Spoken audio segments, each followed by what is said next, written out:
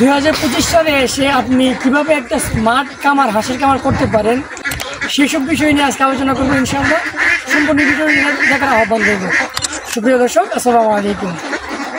আপনারা শুরুতে যে বিষয়টা খেয়াল করেছেন যে একটা স্মার্ট কামার কীভাবে করা যায়, 2025 সালে এসে স্মার্ট যুগে এসে আমরা কীভাবে একটা স্মার্ট কামার করতে পারি সেই বিষয়গুলো নিয়ে আজকে মূলত আপনাদের সাথে আলোচনা করবো যে কীভাবে কামারটা করলে কামারটা সুন্দর যে প্রকাশ পাবে এবং কামারটা সুন্দরভাবে ফুটে উঠবে, সুন্দরভাবে গুছানোভাবে একটা কামার হবে, অল্প টাকায় কীভাবে করা যায়, ভালোভাবে কীভাবে করা যায়, এইসব খুঁটিনাটি বিষয় নিয়ে আজকে আপনাদের সাথে আলোচনা করার চেষ্টা করবো ইনশাআল্লাহ। যখন আপনি নতুন একজন কামারি হবেন, আপনি একবারে কামার নতুন, তখন আপনার যেভাবে কামারটা শুরু করতে হবে সেটা হচ্ছে কি আপনার প্রথম যে বিষয়টা সেটা হচ্ছে কি আপনি নতুন অবস্থায় বেশি করে নিতে পারবেন না, অল্প করে কামারটা শুরু করতে হবে। আপনি নতুন অবস্থায় 1000, 1500, 2000 এরকম না, আপনি 500-তে আসেন, 300-তে আসেন, 300 কিংবা 500 দিয়ে শুরু করেন। আপনি যেহেতু একটা নতুন কামার শুরু করতেছেন, আপনার এখানে বোঝারও একটা ব্যাপার সেবার আছে, এই হাঁসের কীভাবে কামারটা মেনটেন করতে হয়, কীভাবে হাঁসটা পরিচর্যা করতে হয়। প্রথম অবস্থায় যখন আপনি একটা বড় পরিসরে করবেন তখন সেটাকে ট্যাকেল দেওয়াতে আপনার অনেক কষ্ট হবে। আপনার টাকা থাকতে পারে কিন্তু যে একটা কামারে যে একটা গুছানো সেটা হয়তো আপনি মেনটেন করতে কষ্ট হয়ে যাবে।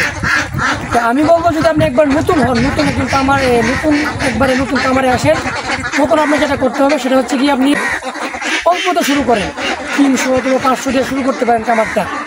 আপনি কামার করার ক্ষেত্রে অল্প টাকায় কীভাবে কামারটা করতে পারেন, আপনি অল্প টাকার মধ্যে একটা শেড তৈরি করবেন, যেন কামারটা আমাদের বেশি টাকা খরচ করবেন না শেডটা। আর যেহেতু আমরা এখন স্মার্ট যুগে আছি, আমরা কীভাবে স্মার্ট একটা কামার করতে পারি।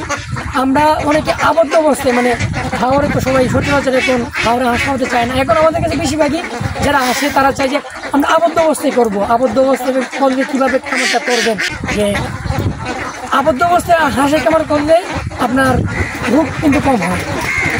আপনার যখন উন্মুক্ত হাঁসের কামারটা করবেন, হাওড়ে পালন করবেন, তখন হাঁসের কামারের রোগ কিন্তু বেশি হয়। আর আপনি যখন আবদ্ধ করবেন, আপনি এক জায়গায় আবদ্ধ অবস্থায় করতেছেন একটা নেট দিয়ে কিংবা পুকুরে, তখন কিন্তু আপনার ওরকমভাবে রোগ হওয়ার সম্ভাবনা থাকে না।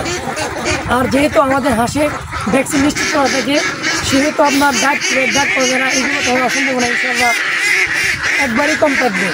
তো দর্শক, যেটা বলছিলাম যে আপনি যখন 25 সালে এসে স্মার্ট কামার করার চিন্তা করবেন, তখন আপনাকে এই বিষয়গুলো মাথায় রাখতে হবে যে প্রত্যেকটা বিষয়ে আমাকে স্মার্টনেস করা রাখতে হবে, প্রত্যেকটা বিষয়ে আমাকে কৌশল অবলম্বন করতে হবে। যেমন আমি যদি বলি, আপনি ধরেন আপনি ডিমের জন্য কামারটা করলেন, তা আপনি ডিমের জন্য যদি কামারটা করেন, আপনার ডিমগুলো কীভাবে সাপ্লাই করবেন, বাজারজাত যে কৌশলটা সেটা আপনাকে আয়ত্ত রাখতে হবে। যে আমি ডিমগুলো কীভাবে বাজারে বিক্রি করব, কোথায় বিক্রি করব, কীভাবে আমার 2 টাকা বেশি পাওয়া যায়, কীভাবে ডিমের প্রতি পিস 1 টাকা বেশি পাওয়া যায়, সেই বিষয়গুলো মাথায় রেখে আপনার বাজারজাত কৌশলটা শিখতে হবে, না এই বিষয়টা রপ্ত করতে হবে আপনাকে। আর যদি আপনি মাংসের জন্য করেন, কীভাবে হাঁসের মাংসটা কোথায় বিক্রি করলে মাংসের দামটা বেশি পাওয়া যাবে, কীভাবে বিক্রি করলে মাংসের ভালো একটা মার্কেট ধরা যাবে, সেই কৌশলগুলো কিন্তু আপনাকে জানতে হবে। যে এই যে এইগুলো কিন্তু স্মার্টনেস, আপনার এইগুলোই কিন্তু আপনার স্মার্ট কামার অন্তর্ভুক্ত। যে আপনি কীভাবে আপনার হাঁসের কামারের যে ম্যানেজমেন্টটা করতেছেন, কীভাবে আপনি ডিমটা বিক্রি করতেছেন, কীভাবে হাঁসের মাংসটা আপনি বিক্রি করতেছেন, আপনি কীভাবে একটা জায়গাতে প্রফিট বেশি বাইর করতেছেন, এই জিনিসগুলো কিন্তু আপনার মাথায় রাখতে হবে। যে আমি যে কামারটা করবো, আমার প্রত্যেকটা বিষয় গুছানো থাকবে, সুন্দর থাকবে, স্টেপ বাই স্টেপ আমি ধাপে ধাপে ক্লিনভাবে করবো, যেন অবশ্যই ভুল হতে পারে কিন্তু আপনার কাজের জন্য সবসময় স্মার্টনেস থাকে, যেন পরিকল্পিত থাকে। 2025 সালে এসে একটা কামার করতে চাইবেন, তখন আপনি সবসময় চিন্তা করবেন যে কামারটা গুছানো হোক, কামারটা সৌন্দর্য থাকুক, মার্জিত থাকুক।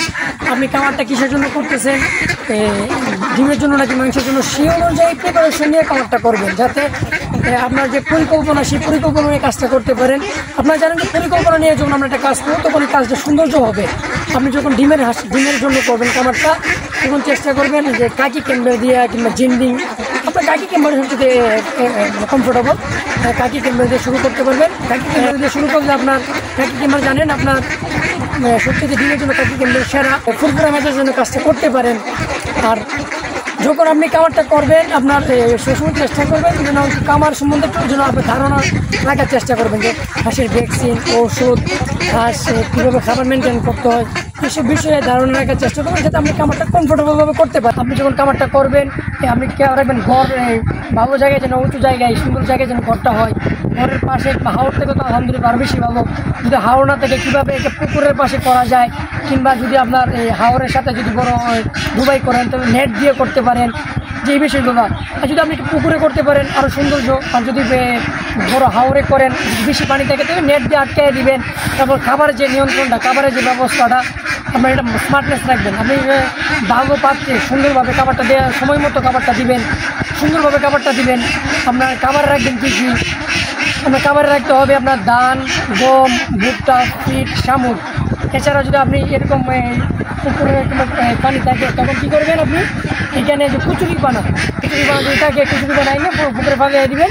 এই কুচুরি পানা কিন্তু তারা হাসে। যে কামারটা করার সময় আপনি খেয়াল রাখবেন যে আমি কিসের জন্য কামারটা করতেছি, কেন করতেছি, আমার মূল উদ্দেশ্যটা কী, আমি কোথায় কামারটা করতেছি, আমি কীভাবে কামার শেডটা তৈরি করতেছি, আমার যে আলোর ব্যবস্থাটা, পানির ব্যবস্থাটা, তারপরে এই কোথায় হাঁসটা রাখতেছি, ঘর থেকে শেডের থেকে হাঁসের কামারটা কতটুকু দূরে রাখতেছি, এইসব বিষয়ে মাথায় রেখে কিন্তু আপনার কামারটা করতে হবে। আপনি যদি জিরো বাচ্চা দিয়ে শুরু করেন তাহলে জিরো বাচ্চা দিয়ে শুরু করলে আপনাকে মাথায় রাখতে হবে যে আমি ব্রুডিং প্রক্রিয়াটা কীভাবে সুন্দরভাবে করতে পারবো, সেখানে যে আর্দ্রতার যে বিষয়টা, আর্দ্রতাটা আমি কীভাবে নিয়ন্ত্রণ রাখতে পারবো, এইসব বিষয়গুলো মাথায় রেখে কিন্তু আপনাকে খামারটা করতে হবে। আর যদি আপনি বোর্ডিং সম্বন্ধে না বুঝেন, কিংবা বোর্ডিং সম্বন্ধে আপনার অভিজ্ঞতা কম থাকে, তাহলে আপনি বোর্ডিং করা বাচ্চা নেবেন যাতে আপনার খামারে ঝুঁকিটা যেন না থাকে। তা আপনি যদি মনে করেন যে না আমি একবারেই নতুন, তাহলে আপনি ডিমের হাঁস দিয়ে শুরু করবেন। আর যদি আপনি যদি বলেন যে না আমি মাংসের জন্য শুরু করবো, তাহলে আপনি জেন্ডিং জাতের যে পুরুষ হাঁসটা সেটা নিতে পারেন, মাংসের জন্য খুব ভালো একটা হাঁস। দর্শক এই ছিল যে আপনি স্মার্ট কামার করার ক্ষেত্রে যেটা মূল, সেটা হচ্ছে কি আপনি পরিকল্পিতভাবে কামারটা করবেন, অল্প দিয়ে শুরু করবেন যেন আপনি কামারটা সুন্দরভাবে নিয়ন্ত্রণ করতে পারেন। আর তখন চেষ্টা করবেন যে কামারের যে নিরাপত্তা বিষয়টা খেয়াল রাখবেন। আপনি যে কামারে যারা কাজ করবে তাদের জন্য ড্রেস আপ সিস্টেমটা সুন্দর রাখবেন। আর বাইরের লোক যদি কামারে ঢুকে তাদের জন্য নিরাপত্তার সেফটির বিষয়টা, স্যানিটারি ব্যবহার করা, ভাইরাসের ঝুঁকি থাকে, সেই বিষয়গুলো মাথায় রেখে কিন্তু কামারটা গুছাবেন, কামারটা তৈরি করবেন যাতে আপনার কামারটা সুন্দর হয়, স্মার্টনেস হয়, কামার যেন সৌন্দর্যতা থাকে। আর সেসময় চেষ্টা করবেন কামার যে শেডটা এটা অল্প টাকায় ভালো একটা জায়গায় যেন করা যায়, পানির ব্যবস্থা যেন সুন্দর থাকে, সব কিছু যেন গুছানো থাকে। তো দর্শক এই ছিল আমাদের আজকে যে বিষয়টা, আমি যেটা আজকে বোঝানোর চেষ্টা করছিলাম আপনাদেরকে, যে আপনি 25 সালে এসে 2025 সালে এসে আপনি একটা কামার করার চেষ্টা করবেন, তখন মাথায় রাখবেন যে কীভাবে গুছানো, সুন্দর এবং স্মার্টভাবে একটা কামার তৈরি করা যায়, সেই বিষয়গুলো মাথায় রেখে কামারটা করার জন্য খাবার ব্যবস্থা, শেড, তারপরে কী বাচ্চা নেবেন, বোর্ডিং করা নেবেন নাকি বড় হাঁস নেবেন, আর বাচ্চাগুলো কেন নেবেন, ডিমের জন্য নেবেন নাকি মাংসের জন্য নেবেন, এই সব বিষয় মাথায় রেখে কিন্তু আপনার খামারটা তৈরি করবেন। আর সবসময় চেষ্টা করবেন যেন আমার মোটামুটি একটু ধারণা রাখার চেষ্টা করবেন খামার সম্বন্ধে। আপনি একটু রিচার্জ করবেন, একটু ঘাটাঘাটি করবেন যে হাঁসগুলো কীভাবে পাওয়া যায়, কোথায় পাওয়া যায়। আর যেহেতু একবারে নতুন আপনার চাইলে আমাদের মতো যারা কামারি আছে, আমার সাথে করতে পারেন, বা আমাদের মতো যারা কামারি আছে তাদের সাথে যোগাযোগ করতে পারেন। ইনশাআল্লাহ সাদিয়া হাঁসের কামার সবসময় চেষ্টা করে আপনাদের সাথে ভালোভাবে যে কামার তৈরি করতে কীভাবে সহযোগিতা করা যায় সেই বিষয়ে সবসময় আপনাদের সহযোগিতা করার জন্য আমরা সবসময় প্রতিজ্ঞাবদ্ধ। দর্শক এই ছিল আমাদের আজকের ভিডিও। যদি এরপরে যদি কোনো কিছু জানার থাকে, কোনো সহযোগিতা থাকে, অবশ্যই স্ক্রিনে দেওয়া নাম্বারে অথবা কমেন্টে যোগাযোগ করতে পারেন। আমরা চেষ্টা করব যেন আপনাদের একটা স্মার্ট কামার 2025 সালে এসে একটা স্মার্ট কামার তৈরি করতে আপনাদের যতটুকু সহযোগিতা আমাদের করতে হয়, কিংবা ঘর তৈরি করার ক্ষেত্রে, হাঁস পালন করার ক্ষেত্রে আমাদের কাছ থেকে নেন বা না নেন, কিন্তু সহযোগিতা যতটুকু লাগে ইনশাআল্লাহ আমরা চেষ্টা করবো আপনাদের করার জন্য। তো দর্শক এই ছিল আমাদের আজকের ভিডিও। যদি ভিডিওটি ভালো লেগে থাকে তো অবশ্যই এই চ্যানেলটি সাবস্ক্রাইব করবেন। আর পরবর্তীতে আপনি কী বিষয় নিয়ে ভিডিও চান সেটা জানাবেন, ইনশাআল্লাহ আমরা চেষ্টা করবো সেই অনুযায়ী আপনাদের ভিডিও দেওয়ার। আসসালামু আলাইকুম ওয়া রাহমাতুল্লাহ।